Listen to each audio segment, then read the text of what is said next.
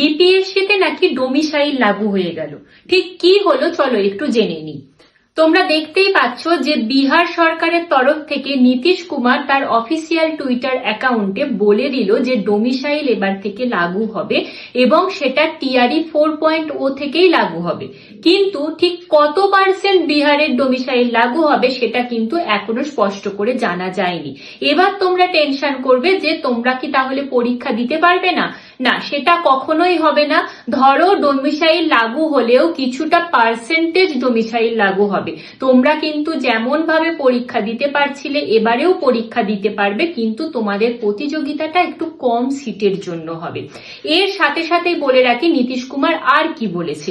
নীতিশ কুমার বলেছেন যে 2025-এর মধ্যেই টিআরই 4.0 কমপ্লিট হবে এবং 2026-এ টিআরই 5.0 পরীক্ষা হবে এবং তার আগে একটি এস্টেটও নেওয়া হবে।